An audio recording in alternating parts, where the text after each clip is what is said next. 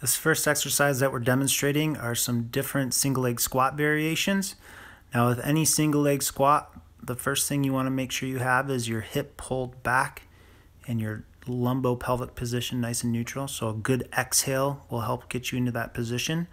When you drop down into your squat, you want your knee to track over the second toe of your foot, just like lunges, just like squats.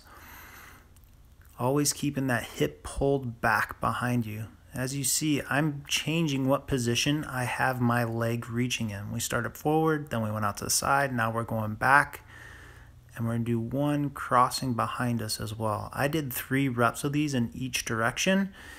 It might be more plausible to pick one of these and try to master one of them. If you already got single leg squats down, go ahead and try to turn one set into all 4 of these variations.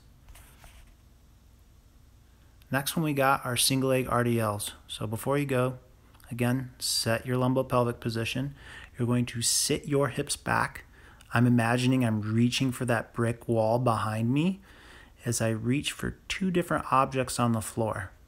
Okay, the most important thing is I am sitting my hips back and reaching back with my foot that is in the air.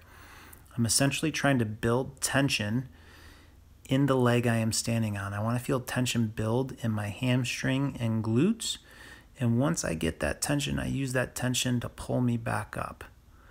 Now, if the diagonals are a little bit much because it's asking your hip to internally and externally rotate as you're doing this, you could just resort to a regular single leg RDL, just straightforward. So here's another view of this from the side. I just wanted to emphasize your hips going back when you do this. So if you pay attention to the side of my hip here, look at where my hips go relative to my foot and how far back they sit. Lost my balance there a little bit, that's okay. But really reach back and try to find that tension. That's the goal of the exercise here, is to build tension in your hamstring and your glutes and to use that to pull you up. I typically do about 10 reps to 20 reps total, so 5 to 10 each way. This next one we're doing our bridge walkouts.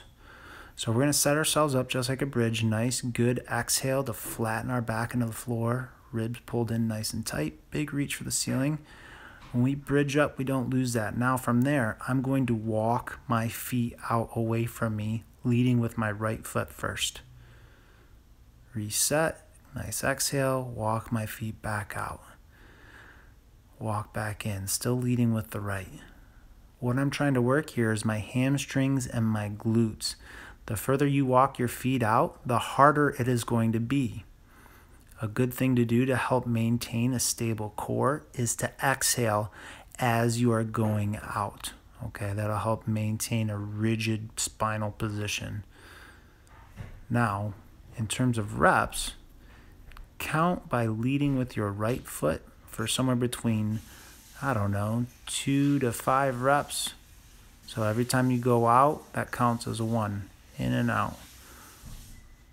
So there I go, I just completed a rep. I'll walk back out again, now leading with the left. There's another rep. Reset in between each one if you need to. Immediately following your bridge walkouts, we're going to go into some single leg bridges. This is a nice little superset here. So you're going to reach for the ceiling with whatever leg you're pressing with, and you're going to press into the floor with whatever hand is on the same side as the foot in the air. Same idea. If you think about exhaling as you bridge out, that will help maintain a neutral core.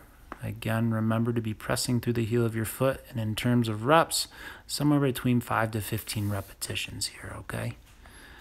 If you can get around the circuit 3 times, awesome.